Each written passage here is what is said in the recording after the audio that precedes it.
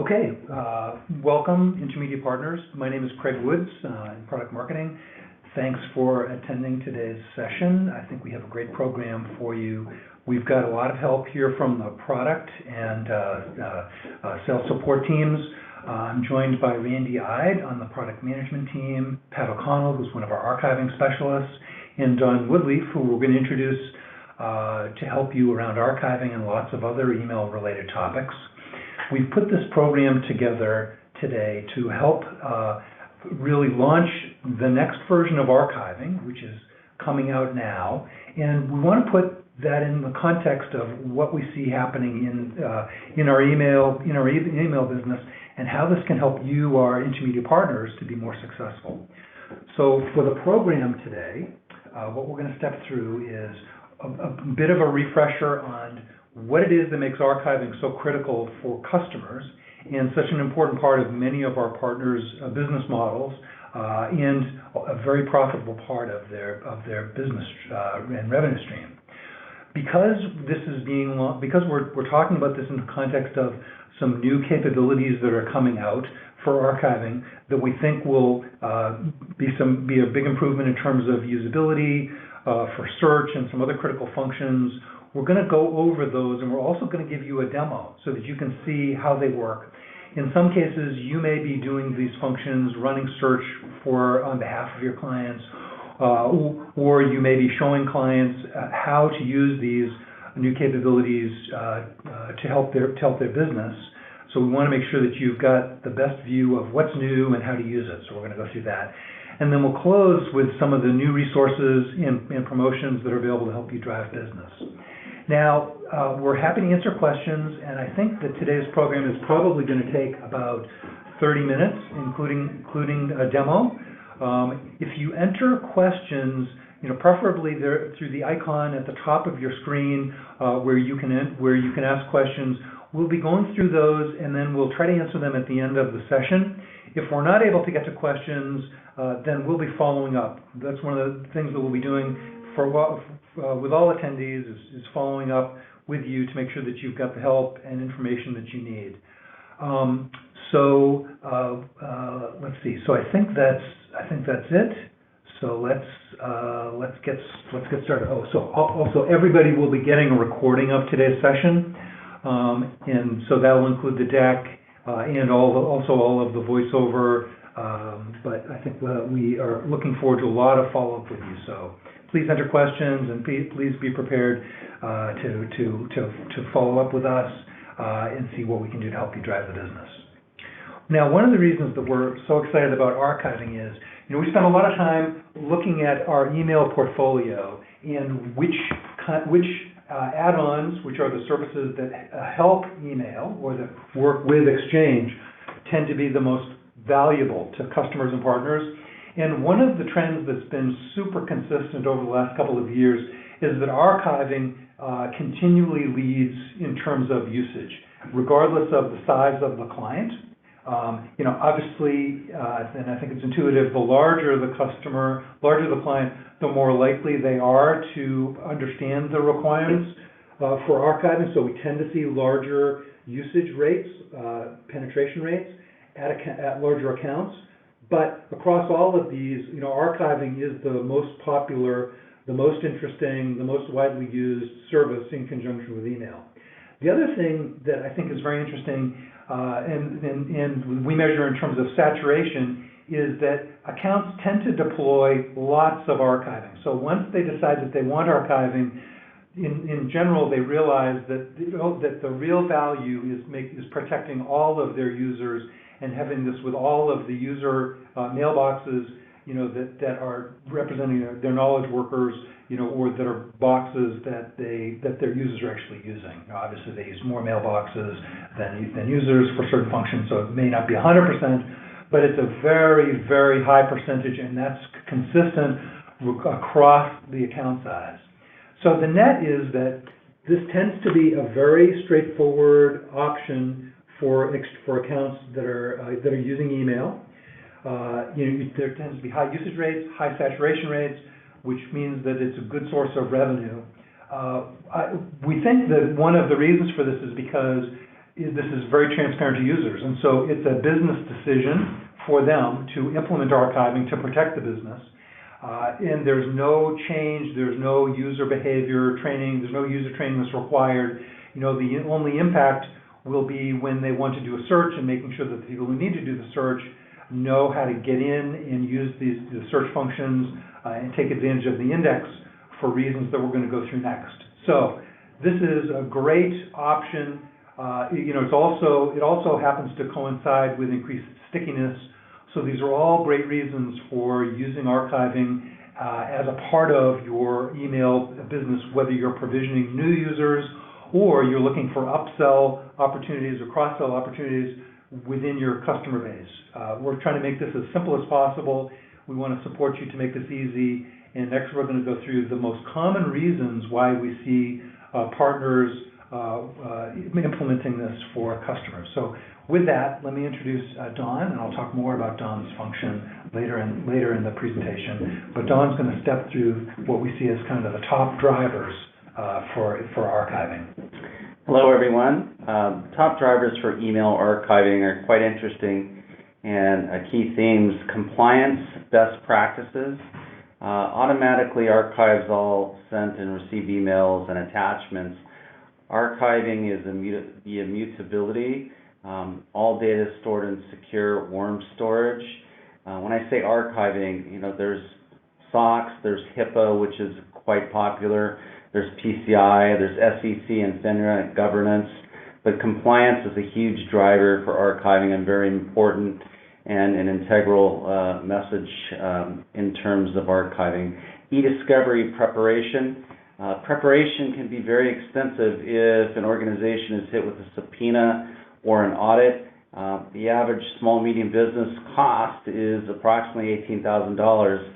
And if you fail to produce an email that's relevant to the case, there's examples of defendants being fined $30,000. This can be quite costly and time-consuming. Immediate access to all communications and attachments, regardless of location, is an integral necessity to business practice. Recovery of lost emails, corruption of attachments can happen, unintended deletions. Employees can also delete emails that they think that are theirs, or they can be unintended and accidentally deleted email, or maliciously deleted email. It all depends on the scenario or situation. You want to protect your invoices, transactions, and records and receipts. It's very important to all businesses and transactions. You want to protect the chain of communication, minimize downtime and impact. Fast and easy search and export is very important, and archiving will drive this. Continuity, protection against accidental or malicious deletions that I mentioned earlier. Preserving email without maintaining mailboxes is important. Transition of critical emails and attachments, and creating searches for different users by keywords. Recipients and data ranges, keywords you can quickly search with an archiving implementation like we offer. How does archiving work? It's very easy. It's point and click. It's managed independently from a user's mailbox, so centralized management is a key term that's used. Every email and attachment sent and received is automatically preserved in the archive. It's a running archive of all emails and transactions. All data saved. Immutable format is how this is arranged. It's fully indexed and searchable. Metadata indexed. Every attribute of the email and its metadata is archived. It's secure, it's encrypted in transit and in archive. Rapid granular search capabilities are very important, again, if you're hit with a subpoena or any audit. Searching of millions of records in seconds with no timeouts. Export in usable data formats. All of this is very important with an archiving scenario that Intermedia offers. Okay, all right, thanks, Don. And I think those are great points. Obviously we see this being used much more broadly than compliance-only scenarios, which is why we spend a lot of time talking about continuity. in these other cases and retrieving lost emails. So one of the major areas that are new, that are coming, that now Pat is going to talk about, are some of the ways that we're making this a lot easier to use. So with that, let me turn it over to Pat O'Connell, who's one of our archiving specialists, and he's going to talk about what's new with this latest version of the archiving platform. Absolutely. Thank you for that, Craig. We're excited about the new upgrade. Along with the new upgrade, obviously, comes a lot of new archiving capabilities. Not to go through all of them here, but the most exciting that we think are, number one, the clean new interface that we have. It looks more like 2019 rather than 2009. Being able to do ad hoc searches is a new capability that we've added to the platform. There's easier search options, more intuitive search options for our users, able to apply multiple legal hold reasons, and now we're able to actually export up to 30,000 messages compared to the 15,000 messages on the older platform. Now I'd love to show you guys the new platform and those new capabilities. So with that, I'll take over the screen here.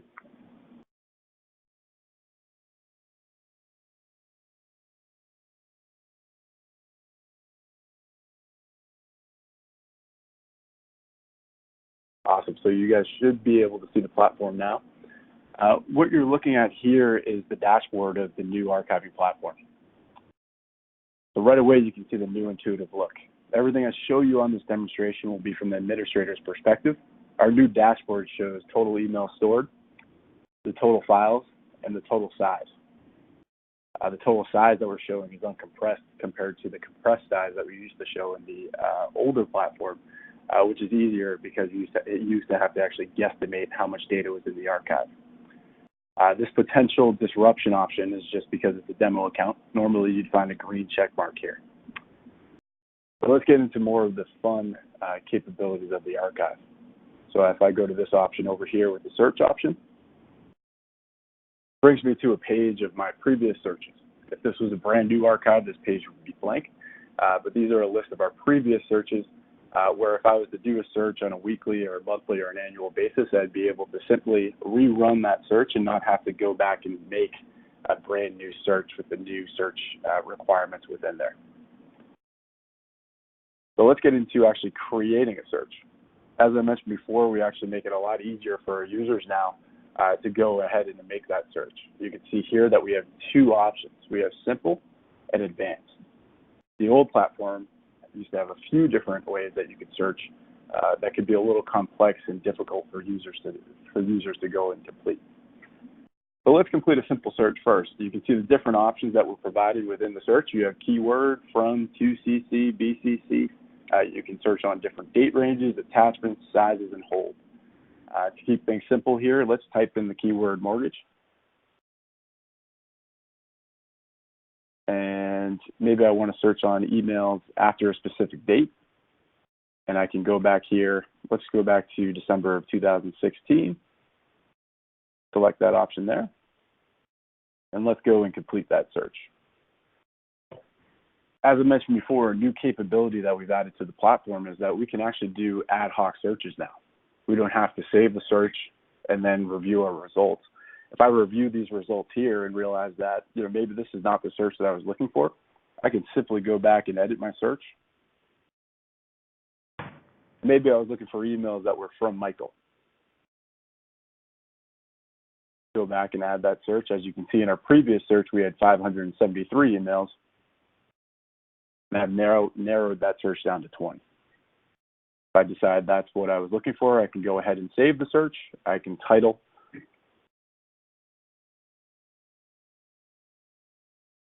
I can title that search there. I can include a description. I can see the different criteria that was within that search, see how many different emails actually had a legal hold against it, the different tags. I can randomize results for our FINRA customers.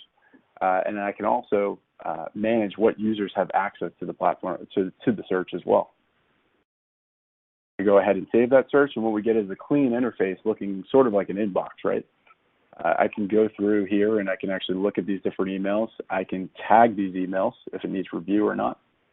I can put emails on hold as well. And as I mentioned, the big difference in the new platform compared to the older platform is that we're able to put on multiple legal holds for a single email. As you can see here, I could go in and I could add to the case 2017, and I can save that there. What the great thing about this is as well, I mean, maybe even not for litigation type of reasons, but you can use that to sort of filter your results as well. You can send these results back to yourself or to an individual, and you can also download these results. Ignore this delete functionality for now. What this is just a functionality that we added in for GDPR. This is not turned on. This feature has to be requested for GDPR related customers. But this is one way to go and actually review your results here. You can also preview your results. We now are actually give the ability to preview over 600 different file attachments. As of recently, we were only able to do over 500. As you can see, you can clearly go in and see if this is what you were looking for. This is great because you don't have to record the chain of custody. Now, let's say this is the search you were looking for. You need to actually export these results. What I can do here is I can select all of my emails, and I can decide this icon here, and I can decide to export all 20 emails. As you can see down here on the bottom, your account is restricted to 30,000 emails. This is a big upgrade from the older platform because previously we were only able to export up to 15,000 messages. I'm also able to select the format that I would like to export in. I can export an EML format, PST, PDF. I'll choose EML for this example. I can name the export, and I can also get an email notification once it's complete. Request the export.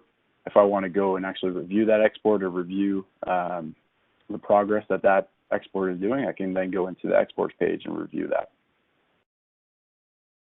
As you can see here, exports are actually listed for up to a little over 30 days until they expire.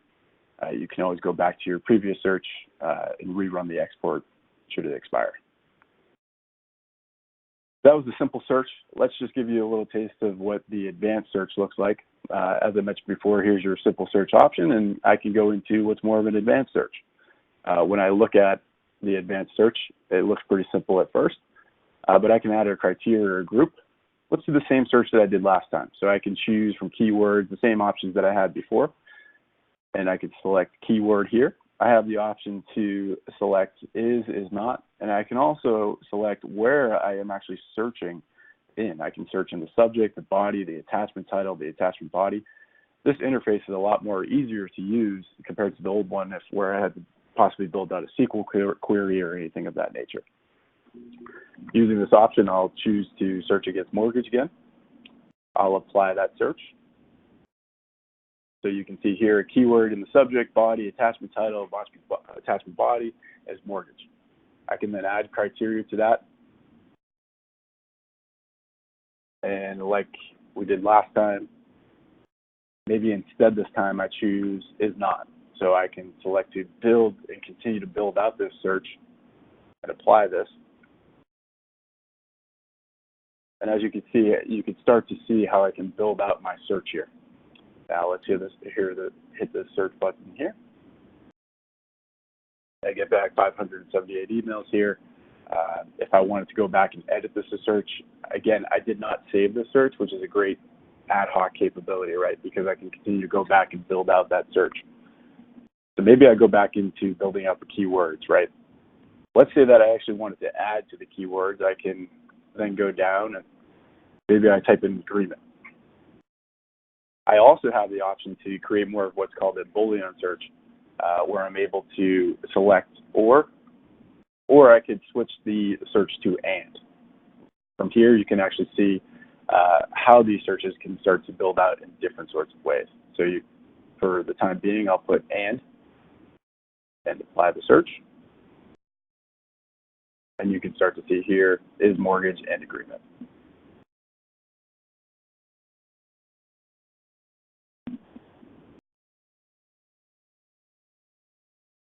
So you can build that search out here. You can see that we actually narrowed down the results a little more.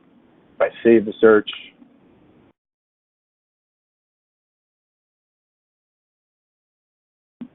then go back through the same workflow I used before.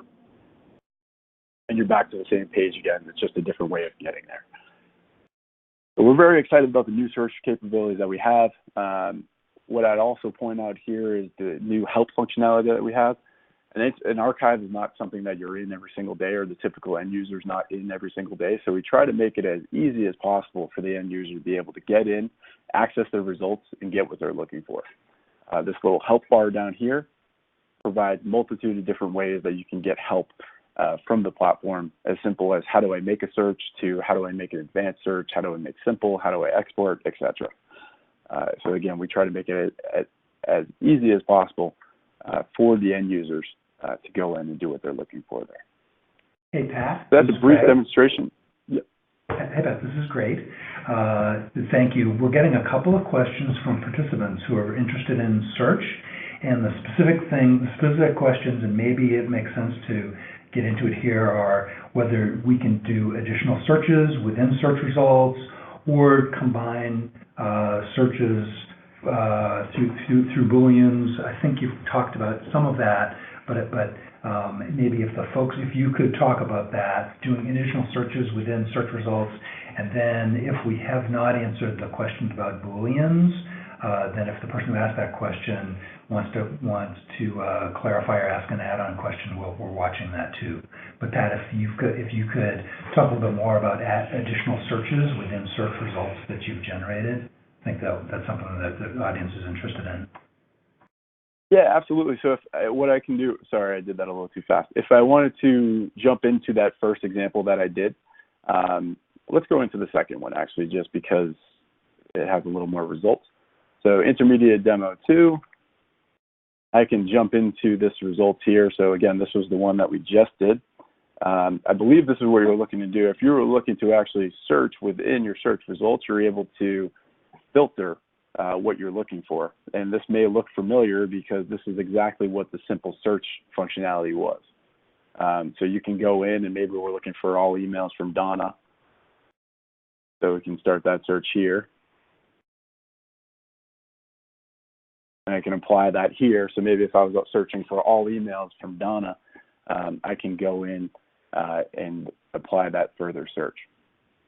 So hopefully that's what you were looking for there. If you want to, I believe that's what you were looking for there, but more than happy to follow up after. Then I believe there was a question about Boolean searches. Yeah, I think the question was whether you can combine Booleans across different fields. Different fields. Okay, so if we went into, and maybe this is something that we can do after, but just because this might open up the dialogue here, but if we apply this search, if you wanted to add a completely different group, you are able to build that out.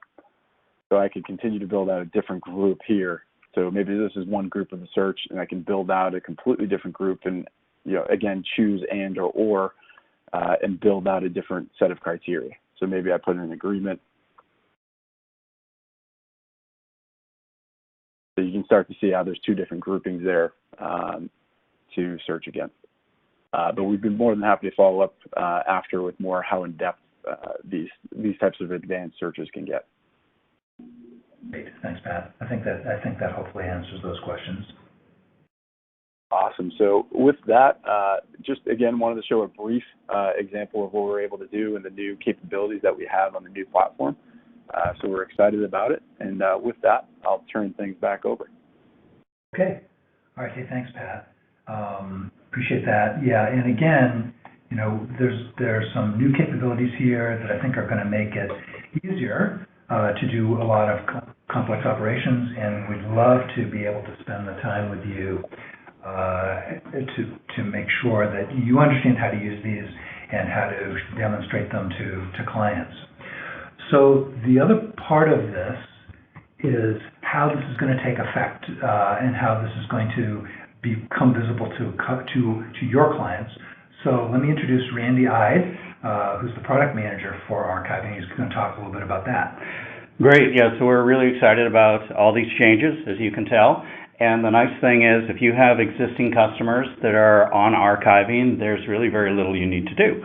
We've already started to migrate existing accounts over to our new interface. We're moving them over in batches and weekly batches.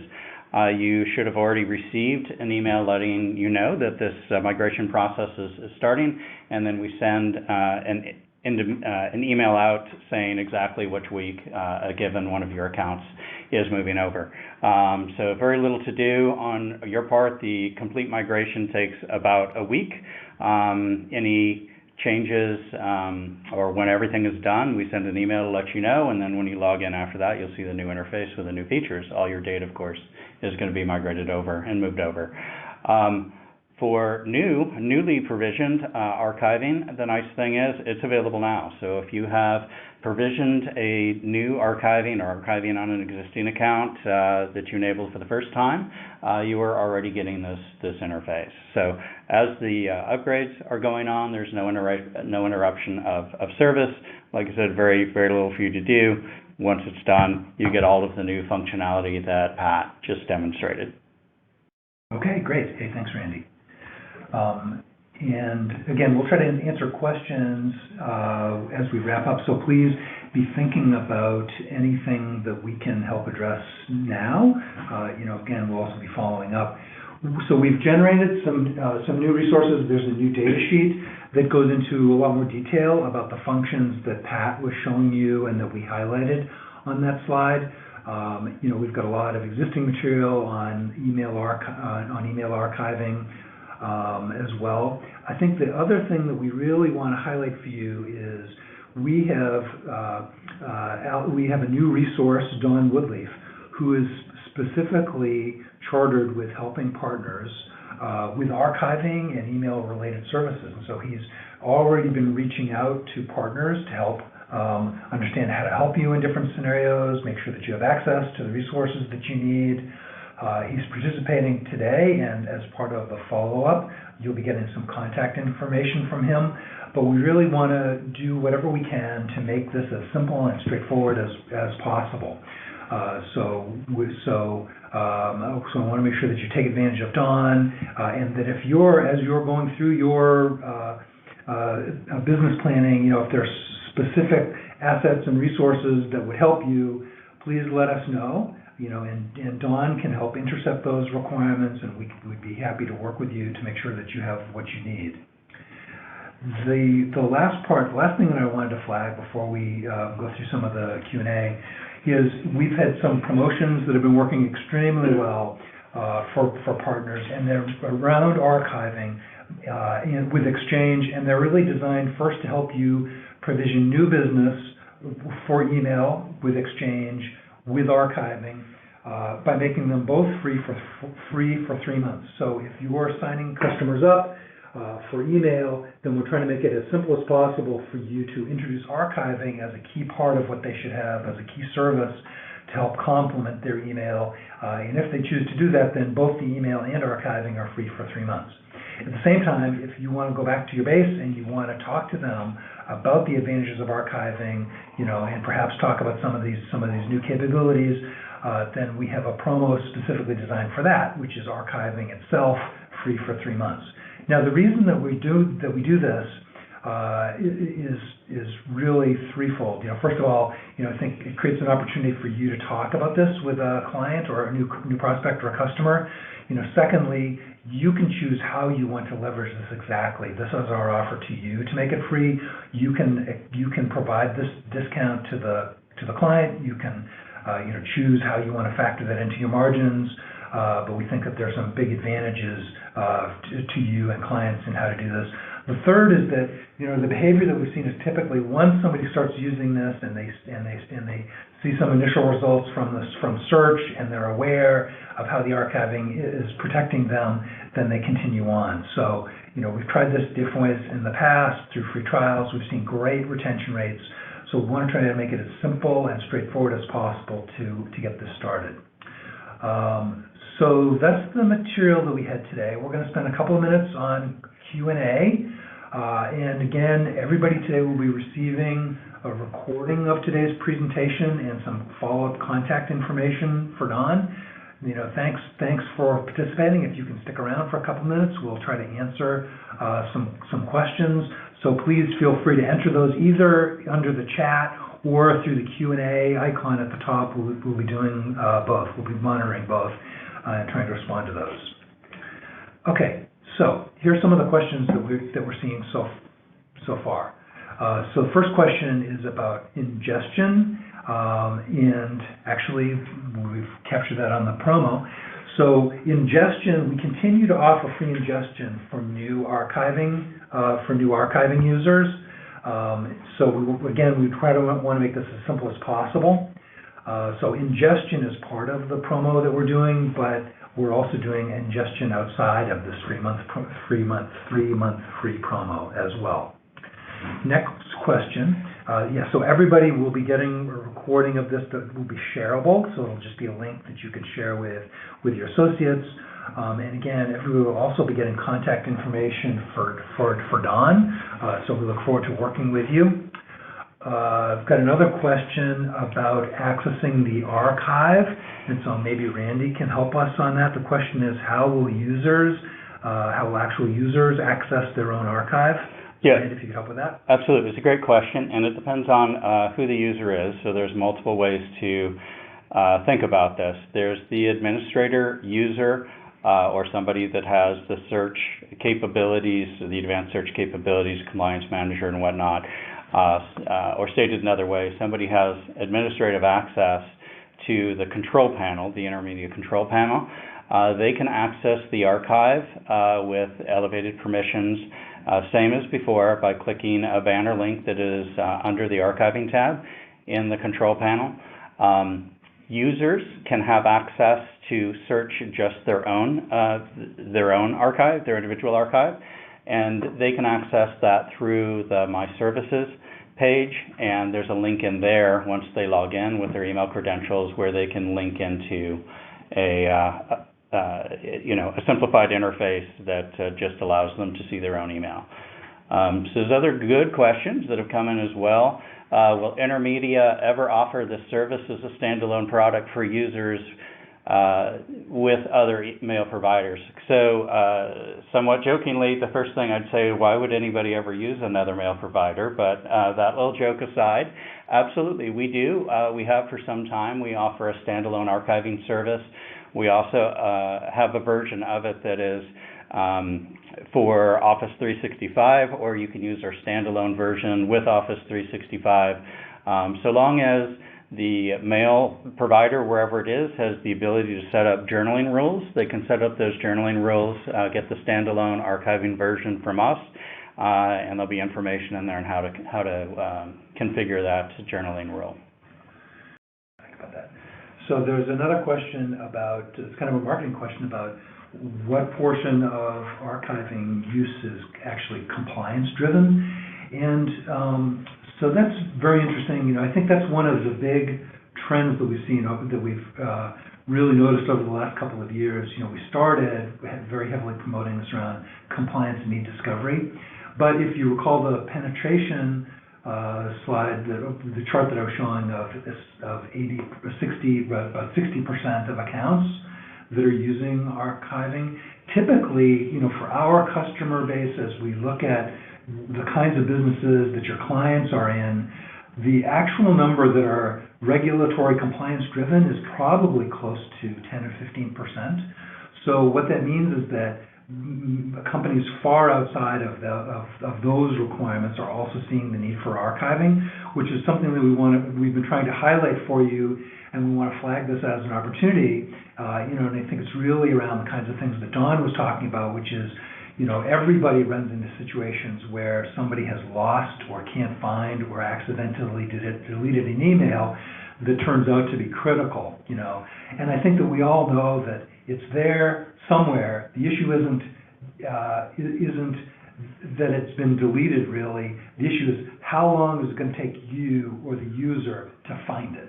And the big advantage of using archiving is that you can take something that might have taken, minutes or hours or days to research and figure out where somebody might have put something or what backup to retrieve it from or how to go about locating it. and you can get an answer in seconds, or you can give access to the user. If the best way would be to set up a result set that they can go through to find what they need. So it kind of takes you out, it takes you off the hook, both for the amount of time that it's going to take to retrieve results, and it also, I think does a great job of showing them the value that you're providing by, giving them complete access to the emails that they're going to want to use, regardless of individual user behavior, good behavior, bad behavior, things like that. So compliance, yes, but far beyond compliance, based on what we're seeing, we think that that's a huge opportunity. Yeah, and if you think about it, it's a very inexpensive insurance policy. Before joining Intermedia, I did some small business consulting, and I had smaller customers, and I'd talk about archiving, and they would think that, hey, I don't really need it. I'm not in a compliant industry. I don't really think I'm going to get sued, so I'm not really worried about that. But I'd say, what if it's just, let's say, an employee that's no longer with you, or potentially a rogue employee, or somebody that just accidentally deletes some important emails that you need. It's a very inexpensive way to make sure that you're protected in those scenarios. Okay, so there was another question about searches, and if I have set up searches in the past with archiving for clients, and now we're moving to these new capabilities, new interface, what happens to those searches? So Randy, maybe you can help on that. Absolutely. So the searches that exist at the beginning part of migration, they'll just get migrated over. And if you need to do searches during the migration process, of course, you can do so. It'll just be in the older interface, but once everything is up on the new interface, your searches that you had created prior to the beginning of migration will be available to you. Looks like there's some other good questions in here as well. Where can I get details on the cost of uploading historical email for new accounts? With our promotion right now, there is no additional cost to ingest, so that's pretty easy. And that applies whether you're ingesting from an external source or if it's just a historic Intermedia customer account you had and you want to enable archiving for the first time. We can ingest the mail that's in the mail stores at that point in time. There's a couple questions here that I'd like to throw to Pat. Pat, if you're all right with this. There's a question that came in. Can you restore a mailbox directly to the user? Can you restore a message directly to the user's mailbox? Yeah, absolutely. So when you look at restoring a message, you're able to send the message back to yourself. It's not necessarily a restore, if you will. The archive is really more meant to be used to go in and find what you're looking for and able to export it for a different reason. But if you really did need to restore the message at the end of the day, you could technically put it back in your inbox, yes. Great, thanks, Pat. But when you look at go ahead, sorry. Yeah, I was just going to add on that. I mean, it's obviously not a great tool if you are looking to restore 10,000 emails back into your inbox, right? I think it's fine if you use it for one email, let's say, but it's not meant to be used to restore, let's say, 10,000 emails. Right, but it's great in that scenario whereby, let's say somebody just can't find an email that's important, you've got a deadline coming up, you need that email, you can go into the archive, or you can do that on behalf of your customer, maybe part of your service is you say you can do those things for them, and don't even give them access to the archive directly, but charge it as a service. Another good question, which I'll throw at you, Pat, is, are attachments included in the PDF export, and how do these come out? Yeah, that's a great question, actually, and I was just looking at that, and when we're looking at when attachments included in a PDF export, as far as I'm concerned, they're not included in the PDF export. However, that's something that we can follow up on for an answer after the webinar. Right, and certainly there are other forms of export where that PDF would be available, correct, Pat? Correct. Another question came in is, when we delete a mailbox, is there an ongoing cost to keep their archive active? So the short answer is no, but with the caveat that It's really intended to be, let's say you have employees, you have the archiving service, you have 100 employees, you're archiving 100 mailboxes. Well, we recognize that some employees may leave and you want to keep the archive of their old mailbox. So in that case, we're not going to charge you additionally for that after the mailbox account is terminated. You'll still have access to that archive. So that's the intent of it. Certainly the intent is not that you would have 100 employees and only keep one archive mailbox and then expect to have access to all of your 100 employees that are still there. But certainly the case where employees leaving, things along those lines or those type situations, seasonal employee turnover, that kind of stuff, there's an advantage. We're not going to charge you incrementally for those archive mailboxes once the mailbox itself is no longer active. Okay, great. Hey, well, really appreciate everybody's time and attention today. You know, obviously we're very excited about this, and we think that this is going to create some new opportunities. You know, please take advantage of the promo that's running through the end of the year, and to support that, be in contact with us. Of course, your Intermedia rep can help, but Don is going to be available and reaching out to many of you. As follow-up, you'll be getting contact information for him, in addition to a recording of the session, in a follow-up email that you should be getting today, later today, or early tomorrow regarding this session. Really appreciate your time and attendance, and we had some great questions. We look forward to working with you and working together to crank up your exchange and archiving business. So please reach out to us with other questions, take advantage of the resources that we're offering, and thank you for your time today. Thank you.